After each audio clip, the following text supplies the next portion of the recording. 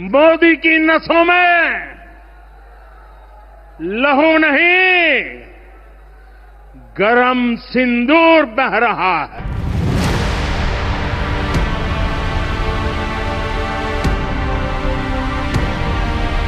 कि दुनिया में कोई ऐसा माइका लाल पैदा नहीं हुआ है जिसके सवाल का जवाब अल्लाह उसके रसूल के सदक़े में ओवैसी ना दे।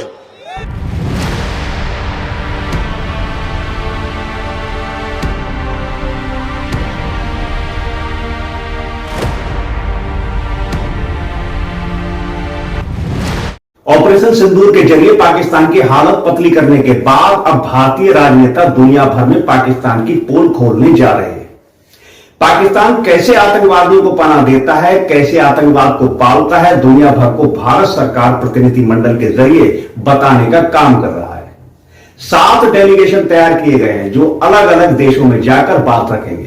लेकिन इस डेलीगेशन में जो विपक्ष के नेता हैं उनमें सबसे ज्यादा चौंकाने वाला नाम है AIMIM के सांसद असदुद्दीन ओवैसी का, जो हमेशा भाजपा पर हावी रहते हैं और अपने बयानबाजी के चलते हमेशा चर्चाओं में रहते हैं। खैर, ओवैसी की बात बाद में करेंगे, पहले बात कर लेते हैं देश के प्रधान सेवक की। भाजपा के मंत्री बयानबाजी करें तो करें, लेकिन भाजपा के प्रधानमंत्री बयानबाजी करें, यह तो अजीब सी बात है। हालांकि ऐसा पहली बार नहीं हुआ है। प्रधानमंत्री मोदी ने ऐसा क्या बयान दिया है, हम आपको ये भी बताएंगे। और भाजपा में कैसे ऑपरेशन सिंदूर के नाम पर वोट इकट्ठा करने का काम किया है, हम ये भी आपको बताएंगे। खासकर हम आपको ये भी बताएंगे कि मुस्लिमों को गद्दार कहने वालों के लिए ओवैसी ने किस प्रकार जवाब दिया है। साथ ही उन्होंने मुस्लिम देशों में जाने के लिए सलाह देने वालों को क्या जवाब दिया है, ये भी हम आपको बताएंगे। हम आपको यह भी बताएंगे कि मोदी के रगों में खून की जगह सिंदूर दौड़ने की बात क्यों कही, और हम आपको यह भी बताएंगे कि ओवैसी ने क्यों कहा कि कोई माइका लाल पैदा नहीं हुआ। तो नमस्कार, मैं इरशाद अली और आप देख रहे हैं UP 76 न्यूज, खबर हमारी दुनिया तक। बस आपसे एक ही निवेदन है, यदि आप हमें फेसबुक पर देख रहे हैं तो फॉलो करें, और यदि यूट्यूब पर देख रहे हैं तो चैनल को सब्सक्राइब करके घंटी वाला बटन जरूर दबाएं। दोस्तों, ऑपरेशन सिंदूर के जरिए जहां एक और हमारी सेना ने अपने जौहर दिखाए, जहां एक और भारत के डेलीगेशन विदेशों में जाकर पाकिस्तान की बखियां उधेड़ रहा है, उन सब पर बात न करके देश के प्रधान सेवक ये बयान कर रहे हैं, जरा इसे देखिए। मोदी की नसों में लहू नहीं, गरम सिंदूर बह रहा है। आपको बता दें कि ऑपरेशन सिंदूर की कामयाबी के बाद अब राजनीति चरम पर है और भारतीय सेना द्वारा दिखाए गए जौहर को कैश करने के लिए भाजपा ने अपना खेल शुरू कर दिया है। लेकिन यह किसी ने नहीं सोचा था कि पहलगाम घटना के बाद किए गए ऑपरेशन सिंदूर को ऐसे राजनीति में इस्तेमाल किया जाएगा। लेकिन प्रधानमंत्री ने यह साबित कर दिया है कि कुछ भी हो उस पर राजनीति करना ही उनका काम है। भाजपा ने ऑपरेशन सिंदूर का क्रेडिट लेने के लिए पहले मोदी के पोस्टर लगवाए थे, लेकिन अब तो प्रधानमंत्री खुद चुनाव प्रचार में लग गए और फिर ऑपरेशन सिंदूर का क्रेडिट लेने लगे। राजस्थान में मोदी ने यह बयान दिया, जरा आप इसे सुनिए। मोदी का दिमाग ठंडा है, ठंडा रहता है, लेकिन मोदी का लहू गर्म होता है।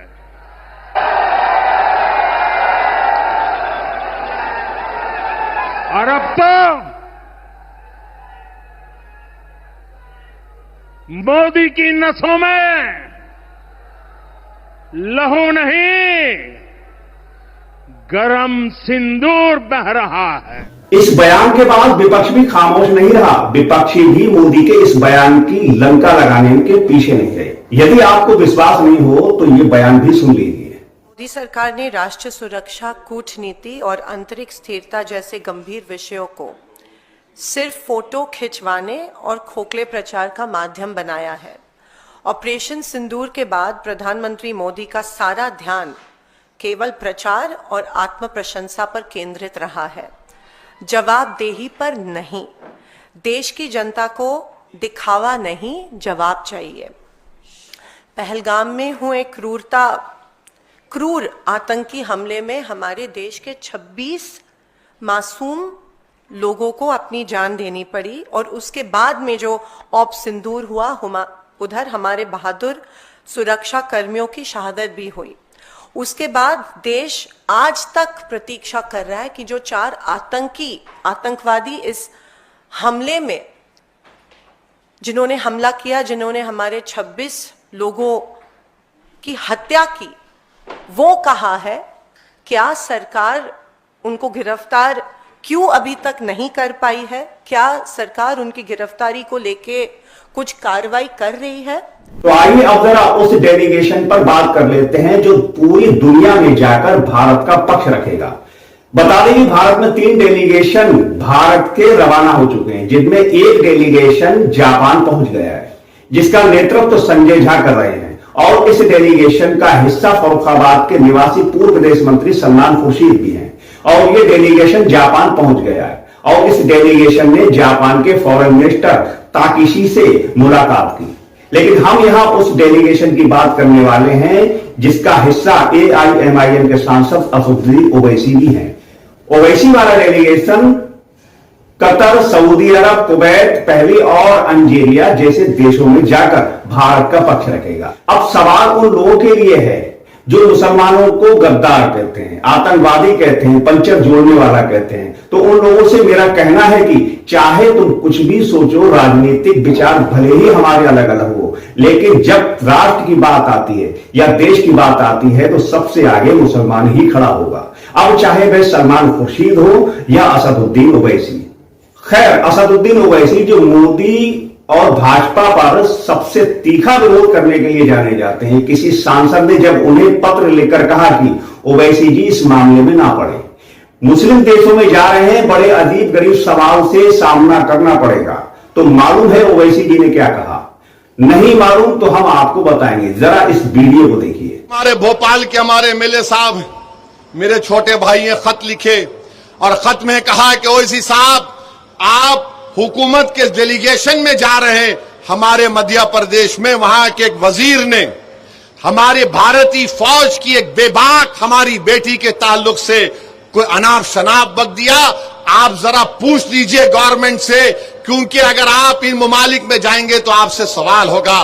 पहले तो मैं कहना चाह रहा हूं कि दुनिया में कोई ऐसा माइका लाल पैदा नहीं हुआ है जिसके सवाल का जवाब अल्लाह उसके रसूल के सदके में ओवैसी ना दे।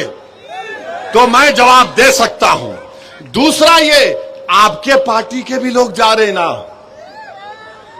हमसे ही पूछ रहे, और कोई बोल रहे नहीं आपके साथ वो बीजेपी का MP है, आप उसके साथ क्यों जा रहे? तो क्या पार्लियामेंट में हम नहीं बैठना उनके साथ? आप वोट डाले तो मेरे भाई मेरा हाल ऐसा हो गया कि गरीब की जोरू सबकी भाभी बनी हुई है। अब बोलते ना गरीब की जोरू सबकी भाभी, ऐसा लगता है इनको। बोलो, अरे क्या मैं हूं, दिख गया तुम्हारे को? पूरे हैं ना इसमें, मगर अल्हम्दुलिल्लाह उनको इसलिए बोलते हैं कि उनको मालूम कि हाँ ये बेबाक तरीके से बोलता है, दिल से मानते हैं मगर जबान से इकरार नहीं करते, अलग बात है। देखा आपने, ओवैसी ने कहा अगर आपको डर लगता है तो घर पर बैठ जाए। ऐसा कोई सवाल नहीं है जिसका सामना ओवैसी ना कर सके। तो देखा आपने, इसे कहते हैं मुसलमान और इसे कहते हैं देशभक्ति। तो दोस्तों, हमारा ये वीडियो आपको कैसा लगा हमें कमेंट करके जरूर बताएं और देखते रहें यूपी सत्ता न्यूज। हम जल्द लौटेंगे किसी दूसरी खबर में, तब तक के लिए जय हिंद।